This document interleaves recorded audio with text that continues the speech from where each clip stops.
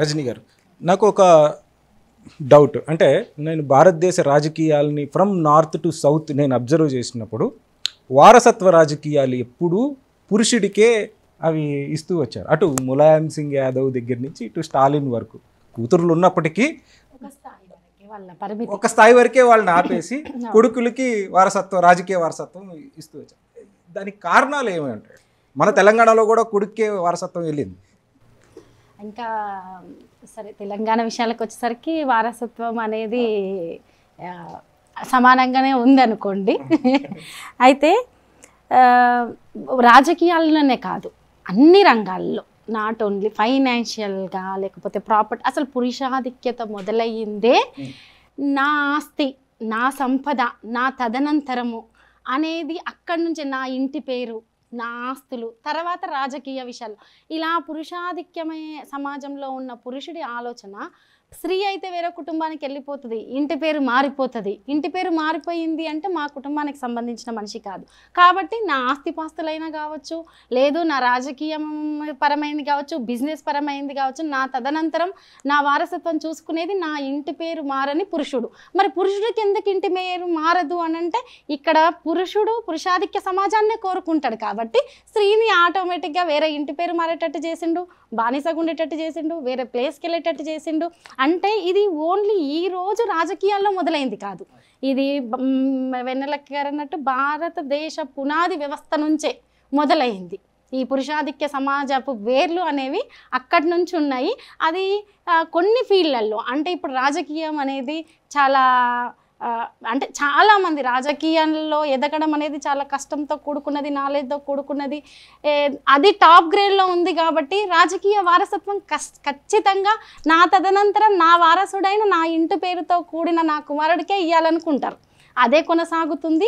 అది ఒక రాజకీయ రంగంలోనే కాదు, అన్ని రంగాల్లో ఉంది. అత్యద్భుతమైన రాజకీయ రంగంలో కూడా ఉంది, కనిపిస్తుంది. ఒక లాస్ట్ 1 yearగా మీరు ఒక ఇండిపెండెంట్ ఉమెన్గా ఈ రాజకీయాల్లో తిరుగుతున్నారు. What are your experiences? మీ ఎక్స్పీరియన్సెస్ ఏంటి? ఈ సమాజంలో ఒక కమిషనర్గా చేశారు, లేదు ఒక కమిషన్ చైర్మన్గా చేశారు, ప్లస్ ఉద్యమంలో కూడా ఈ 1 yearగా మీరు యాక్టివ్గా ఉన్నారు. ఎక్స్పీరియన్సెస్ సహజంగా ఫస్ట్ రాజకీయాల్లో ఎలా ఉంటుందంటే, ఓకే మహిళలు రావడమే కష్టం, వారసత్వ రాజకీయాల్లో కూడా కష్టం, ఆర్థికంగా ఎదిగి ఉండి రావడం కూడా చాలా కష్టం. అందులో ఒక మెన్గా తండ్రియో లేకపోతే భర్తనో లేకుంటే బ్రదరో సపోర్ట్ ఉండి రాజకీయాల్లోకి వస్తే ఎంతో కొంత ఆదరణ దొరుకుతుంది. అంటే వాళ్ళ వెనుక వీళ్ళు ఉన్నారు, నడిపిస్తారు అనేది కొంత ఈ సమాజానికి అలవాటయ్యింది. మరి భయం ఉంటుంది అనుకోవచ్చు. ఇంకా రాజకీయం కూడా రూపాంతరం చెందుతూ వచ్చింది కదండి. రాజకీయాల్లో చాలా మార్పులు జరిగినాయి. ఈ సిద్ధాంతపరమైన రాజకీయాలు పోయి మరో రకమైన రాజకీయాలుగా కొంత రూపాంతరం చెందిన దశలో మహిళ అయితే వాటన్నిటినీ ఎదుర్కోదు, మహిళకు కొన్ని పరిధులు పెట్టారు అనేసి అలా వీళ్ళు ఉన్నారు సపోర్ట్కి అని మాట్లాడతారు. నా విషయానికి వచ్చేసరికి నీకెందుకమ్మా రాజకీయాలు, నీ భర్త అంటే సరే చేశాడు, చేసినప్పటికీ తన వల్లే, అంటే తను మిడిల్లోనే కొంత ఇలా ఇబ్బంది అయింది కాబట్టి తన వల్లే కాలేదు, నీకెందుకు రాజకీయాలు, ఆయన సింగిల్ ఉమెన్వి నువ్వెలా రాజకీయం చేయగలుగుతావని అలా మాట్లాడము. ఇల్లు కుటుంబాన్ని చూసుకోవచ్చు కదా, ఇవన్నీ ఎందుకు అని మాట్లాడడం. ఒక కార్పొరేషన్కి చైర్మన్గా ఇచ్చినప్పుడు మొన్నటి వరకు నువ్వు సాయి చంద్ భార్యగా లేదా ఒక గృహిణిగా ఉన్నప్పుడు నువ్వెలా చైర్మన్గా చేయగలుగుతావు అంటే, మహిళ ఆలోచనను, మహిళ సామర్థ్యాన్ని, లేదు మహిళ శక్తిని, చదువును అన్నిటినీ తక్కువగా చూసే సమాజంలో మనం ఉన్నాం. ఇంకొకటి, ఒక ఉమెన్ లీడర్షిప్ని మెన్ యాక్సెప్ట్ చేయడు. సహజంగా బయట ఎందుకు లేడీకి టికెట్ అనౌన్స్ చెయ్యంగానే కొంత ఇబ్బందికరమైన వాతావరణం ఎదురవుతుంది. అదే ఒక మెన్ వెనకాల ఉండి నడిపించి టికెట్ విషయంలో అటు ఇటు ఉంటే ఉమెన్కి ఇప్పించినప్పుడు ఇబ్బందికరమైన వాతావరణం ఎదురు కాదు అంతగా. అదే సింగిల్గా ఉమెన్ లీడర్గా ఎదిగినప్పుడు కొంత ఇబ్బందికరమైన వాతావరణం ఎందుకు ఎదురవుతుంది అంటే, ఒక ఉమెన్ లీడర్షిప్ని మెన్ జీర్ణించుకోలేరు, దాన్ని రిసీవ్ చేసుకోలేరు. నేను పురుషాధిక్య సమాజంలో ఏముంటుంది, ఎంత గొప్ప లీడర్ అయినా, ఎంత గొప్పగా ఆలోచించే మనిషి అయినా, ఎంత గొప్పగా చదువుకున్న మనిషి అయినా, ఇంకేదైనా వాళ్ళు చెప్పింది మీ వినడం ఏంటి? అటువంటి సమాజంలో ఉన్నాం మనం ఇప్పుడు. అటువంటప్పుడు ఒక లీడర్గా ఎలా యాక్సెప్ట్ చేస్తారో చాలా తక్కువ తక్కువ సందర్భాలనే యాక్సెప్ట్ చేస్తారు. అలా యాక్సెప్ట్ చేయాలంటే ఆ ఉమెన్ చాలా ఎదుర్కొని బయటికి రావాలి. అదే రకంగా నేను అన్ని ఎదుర్కొన్నాను, వస్తున్నాను. ఖచ్చితంగా ఒక మెన్ లేకుండా కూడా ఒక ఉమెన్ లీడర్షిప్ చేయగలదు అనేది నేను ఉన్న పీరియడ్ వరకు అయితే నేను చేసి చూపించాను. తదనంతరం కూడా చేయడానికే నేను ముందరికి వచ్చాను. నాలాగనే రేపు రిజర్వేషన్ రావాలి, ఉమెన్ ముందుకు రావాలి ఏదో రూపంలో. ఏ రకంగా వచ్చారు అనేది తర్వాత సంగతి, ఏదో రూపంలో ముందుకు రావాలి. ఫస్ట్ అడుగు అనేది చాలా ఇంపార్టెంట్. మొదటి అడుగు పడ్డ తర్వాత ఖచ్చితంగా ఆ ఉమెన్ ఇన్స్పిరేషన్గా తీసుకొని చాలామంది ఉమెన్ ఖచ్చితంగా వస్తారు. ఖచ్చితంగా నెక్స్ట్ 2029కి మనకి 100 మంది పార్లమెంట్కి కావాలి, లోక్సభకు కూడా దగ్గర దగ్గర చాలామంది కావాలి. అన్ని పార్టీలు కలుపుకుంటే దగ్గర దగ్గర మనకు 500 మంది ఉమెన్ లీడర్స్ కావాలి. ఎత్తుక్కునే పనులు పార్టీలు కూడా పడతాయి.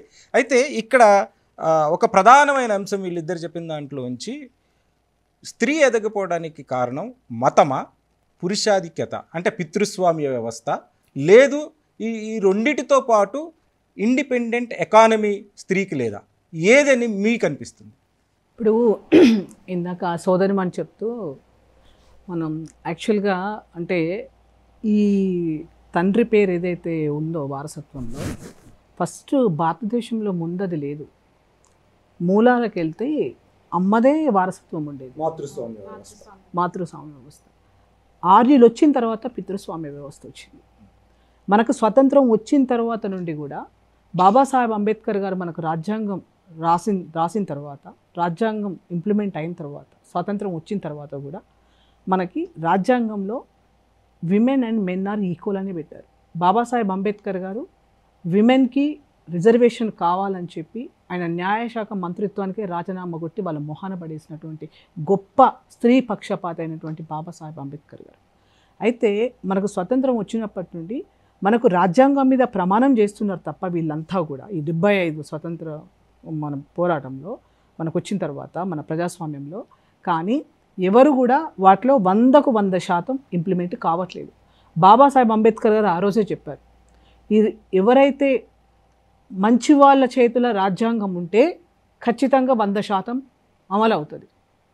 వేరే ఫ్యూడల్స్ తోటో లేకపోతే మతతత్వవాదుల చేతుల మధ్యలోకి పోతే ఇది 100% ఇంప్లిమెంట్ అయ్యే అవకాశం లేదని కూడా ఆ రోజు బాబాసాహెబ్ అంబేద్కర్ గారు రాజ్యాంగం కొరకు చెప్పారు. అయితే అప్పటి నుండి కూడా ఈ మహిళల్ని, ఎందుకంటే ఈ ఆర్యులు ఎవరైతే వచ్చారో వాళ్ళు పితృస్వామ్య వ్యవస్థను ఎప్పుడైతే పట్టుకొచ్చారో అప్పటి నుండి కూడా అదే డిస్క్రిమినేషన్. నెహ్రూ గారి కంటే ఇంకా వేరే ఆల్టర్నేటివ్ లేదు, ఇందిరాగాంధీ గారు తప్ప. కానీ ఇక మీరు ఎక్కడైనా చూసుకోండి, అసలు ఇప్పుడు ఎక్కడైనా మీరు చూసుకోండి ఏంటంటే ఈ పితృస్వామ్య వ్యవస్థలో మహిళను తొక్కాలి, మహిళ వంటగదిలోనే ఉండాలి. ఎందుకండి ఇప్పుడు 2024 సంవత్సరంలో మనం బ్రతుకుతున్నాము. ఒక పార్టీ మహిళలు ఎంపీలు ఎక్స్ఎంపీలు మహిళలు కూడా వాళ్ళు ఏమంటారంటే మహిళ అనేటామె వంటగదిలో ఉంటూ పిల్లల్ని చక్కబెట్టాలి, ఆమె ఇంట్లో నుండి బయటికి రావాల్సిన అవసరం ఏముందని చెప్పి అడుగుతున్నారు. అంటే అందుకని మన భారతదేశం ఇప్పుడు ఎట్లుందంటే ఇంకా అభివృద్ధి చెందుతున్న దేశంగా ఉంది తప్ప అభివృద్ధి అయ్యే దేశంగా పరిగణించకపోవడానికి గల కారణం మహిళల్ని వీళ్ళు వెనుకబాటుతనం చేయడమే, మహిళకి ఆర్థిక స్వాతంత్రం రాకుండా అడ్డుకోవడమే, మహిళని ద్వితీయ పౌరురాలుగా, మహిళని ప్రథమ పౌరురాలుగా చూడట్లేదు. ఇప్పుడు మన ద్రౌపది ముర్ము గారు ఉన్నారు, మన ప్రెసిడెంట్, ఆమెని గుళ్ళోకి రానివ్వకపోవడం ఎంత దురదృష్టం అండి. అసలు ఈ దేశానికి పట్టిన గత ఏందండి, ఏం సంస్కృతి అండి? As a country of citizen, first citizen ఆమెను గుళ్ళోకి రానివ్వకపోవడం అంటే ఆమె మీద కూడా వివక్ష చూయించడం అంటే మన రాజ్యాంగం ఎక్కడ ఇంప్లిమెంట్ అవుతుంది, మన ప్రజాస్వామ్యం ఎక్కడ ఇంప్లిమెంట్ అవుతుంది? బాబాసాహెబ్ అంబేద్కర్ గారు ఆయన జీవితం త్యాగం చేసి రాసినటువంటి రాజ్యాంగాన్ని ఇవాళ దేశ ప్రజలందరికీ కూడా వాళ్ళ యొక్క ఆర్థిక పరిస్థితిని పక్కన పెడితే, సామాజిక పరిస్థితి పక్కన పెడితే అందరికి కూడా ఇవాళ ఓటకు ఉందంటే కేవలం బాబాసాహెబ్ అంబేద్కర్ గారి వల్లనే అయింది అది. కాబట్టి ఇవన్నీ విషయాలు ఉన్నాయి. వాళ్ళు ఆ రోజు పోరాటం చేసిండ్రు. కానీ ఇప్పుడు మొత్తం మన యువతను తప్పుదోవ పట్టించడం, మహిళను తక్కువ చేసి మాట్లాడడం. ఇవాళ ఇందాక రజనీ గారు చెప్పినట్టుగా ఒక మహిళ ఒంటరిగా అంటే ఏ ఆదరణ లేకుండా ఒక ఒంటరిగా వచ్చి ఈ సమాజంలో ఒక సమాజం కోసం కావచ్చు, రాజకీయాల్లో కావచ్చు, ప్రజా సంఘాల్లో కావచ్చు పోరాటం చేయాలి అంటే, మాట్లాడాలి అంటే, నాయకత్వంలోకి ముందుకు దూసుకొని పోవాలంటే చాలా అసాధ్యమయ్యే పని. కానీ అది సాధ్యం కావాలంటే దానికి ఎంతో కష్టపడాలి, దానికి ఎంతో కృషి ఉండాలి. కేవలం అది మహిళలకు మాత్రమే. ఎందుకంటే మనం చాలా చోట్ల చూస్తుంటాం. ఇప్పుడు మనము ఈ 2024లో ఏమంటారంటే ఎవరైనా అంటే తప్పుడుగా మాట్లాడి తర్వాత అట్లా ఉన్నారనుకో, మీ ఇంటికి పసుపు గాజులు పంపిస్తామని చెప్పి మాట్లాడుతుంటారు. అంటే అది దేనికి సంకేతం? అది అంటే మహిళలు అంటే చేతగాని వాళ్ళ. ఇవాళ అటువంటి మహిళనే ఇందిరాగాంధీ మరి పరిపాలించింది దేశాన్ని. అటువంటి చేతగాని మహిళనే సోనియా గాంధీ గారు ఈరోజు అసాధ్యమయ్యే పని సాధ్యం చేసి తెలంగాణ ఇచ్చింది. అంటే ఒక మహిళ అంటే ఎంత చిన్న చూపు అంటే, వాళ్ళు ఏ పార్టీ అయినా కావచ్చు కాక, మేము ఏ పార్టీలో లేము, ఏ పార్టీ అయినా కావచ్చు కాక, అంటే ఒక మహిళా శక్తి ఎంత ఎంత బ్రహ్మాండంగా ఉంటుందంటే యాక్చువల్గా ఇప్పుడు వీళ్ళు చెప్తున్నటువంటి సోకాల్డ్ దేవతల కాలం నుంచి కూడా మహిళ చాలా శక్తివంతమైంది. కానీ ఆమెను ఏ రకంగా ఆమెను డిస్క్రిమినేట్ చేసి నువ్వు తక్కువ, నువ్వు అక్కడామవు, నువ్వు ఇక్కడామవు, ఆడపిల్ల అంటే అక్కడామట, అన్ని రకాల సామెతలు. ఇది రాసినోడు ఎవడండి? అంటే ఇవాళ పురుషులకు వాళ్ళకు అనుకూలంగా ఇటువంటి పిచ్చి సామెతలన్నీ రాసి ఇవాళ బిడ్డను భూమి మీదకి రాకముందే చంపుతారు కొంతమంది.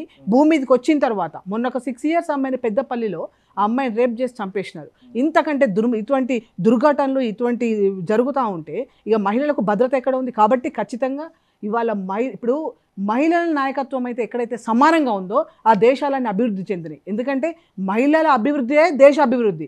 మహిళలను దొక్కుతూ అభివృద్ధి చేస్తా అంటే వీళ్ళు ఎన్ని లక్షల కోట్లు సంపాదించుకున్నా కూడా ఇది అభివృద్ధి చెందుతున్న దేశంగానే పరిగణించబడుతుంది తప్ప ఇది అభివృద్ధి చెందిన దేశంగా పరిగణించబడదు.